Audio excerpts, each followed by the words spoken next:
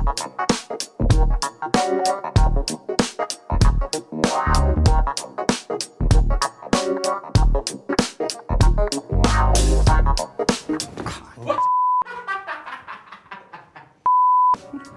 termasuk orang yang emosian apa enggak?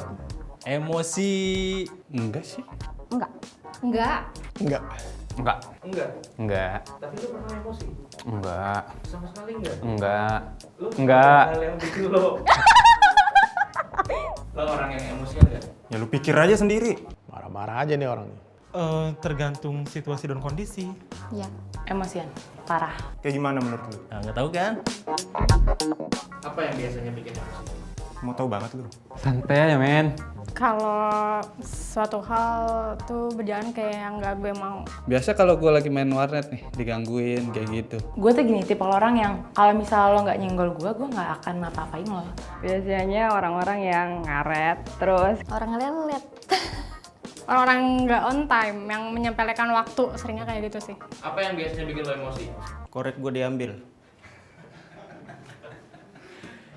Barang gue tiba-tiba dipakai sama orang lain tanpa sepengetahuan gue gitu loh. Biasanya orang-orang yang bikin lo emosi yang kayak gimana? Yang suka pamer, Contohnya? tapi pamernya beda. Pamerin orang lain. Gue punya temen nih misalkan, anaknya jenderal. Gue punya teman artis. Bodoh amat anjing.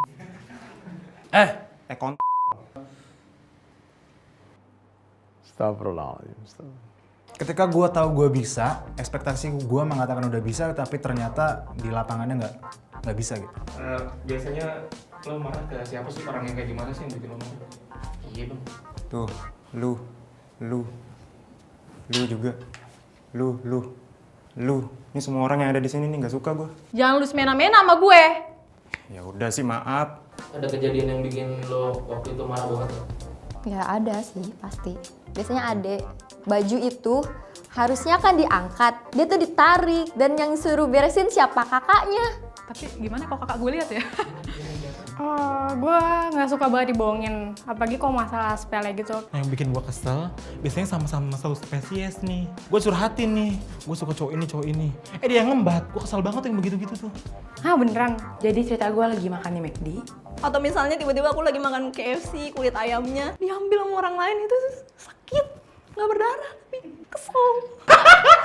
Gue lagi makan enak, tapi ada orang mabok pengen banget duduk di meja gue. Tapi gue nggak terima, gue bilang kayak, kan masih ada yang lain. Gue bilang kayak gitu kan. Terus udah gitu akhirnya dia nggak terima, gue berantem sampai tonjok-tonjokan, dia berdarah. Di situ rame banget, dibawalah gue ke polsek dua-duanya ini. Hah beneran? Kemarin juga baru gue sempat viral di TikTok gara-gara ya berantem juga.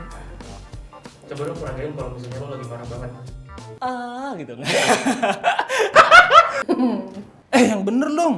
Ya maaf. Kok lu gitu sih? Kenapa lu harus bohong? Sorry kak, Oh, lu udah bener bercandain gue? Lu udah bosen kerja sama gue di sini? gue bukannya niat salah sih, cuman emang kadang-kadang gue nggak tahu aja kalau itu bisa terjadi. Buat sih lo kayak gitu aja nggak bisa gitu. Anjing, serius. Lu jangan ikut-ikutan gua. Cabut deh, gue nggak suka sama lo. Ya kan gue udah minta maaf. Lo mau ribut sama gue di sini? Berantem aja lah kita, nggak usah maaf-maafan. Astagfirullah. Udah marahnya. Aku tuh kalau dibentak dikit aja kayak langsung pengen nangis gitu loh, pengen kabur dari dunia ini, kayak putus asa gitu. Ya dia nangis gitu. Jangan diulangi, marah-marah itu tidak baik. Bukan amarahnya yang diredam, tapi sabarnya yang ditingkatkan. Gitu, Mar. Sip. Menurut lo marah-marah tuh memberikan solusi atau tidak?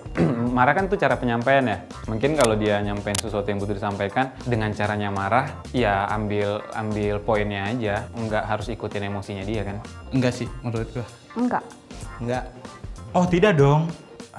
Tergantung, kadang memberikan, kadang enggak. Menurut lo marah-marah tuh memberikan solusi atau enggak? Memberikan lah, lu meluapkan emosi tuh lu senang, happy. Daripada lu tahan-tahan, kayak begini aja ungkapin apa yang lu pengen. Tai lu. Ketika orang marah, itu cuma amarahnya doang. Jadi percuma kalau kita balas dengan marah lagi. Bener tuh, marah tuh nggak akan memberikan solusi. Marah tuh akan memperkeruh masalah saja.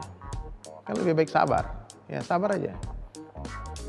Malah jadi capek sendiri gitu loh batinnya. Tapi kan ada orang yang marah, tapi jelas dia jelasin marahnya tuh kenapa. Jadi bisa sekalian diselesain bareng gitu.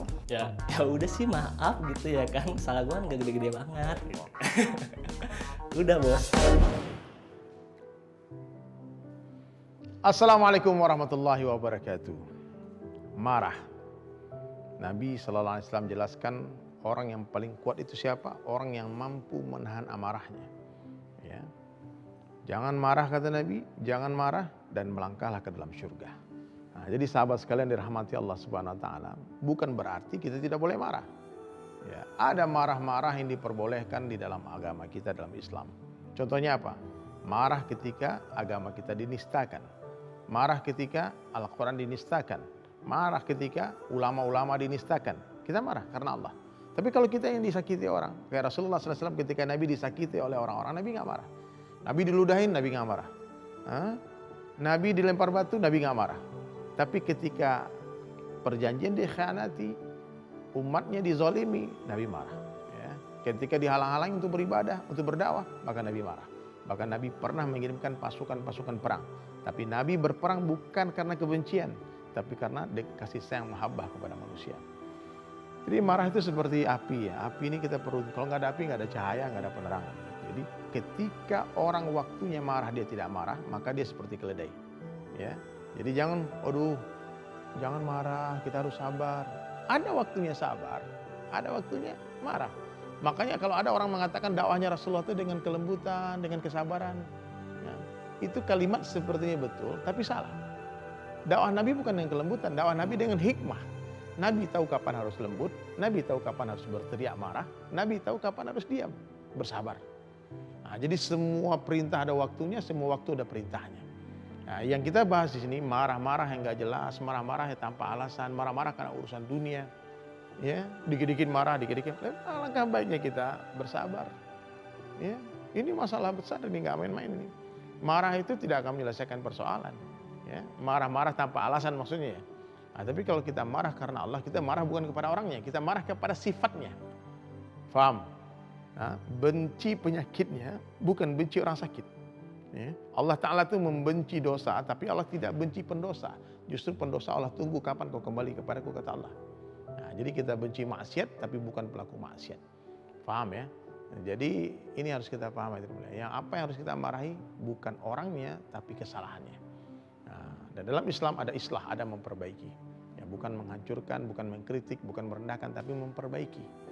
Ya, ketika kita lihat suatu kemungkaran dalam depan mata kita, kita cegah dengan lisan kita.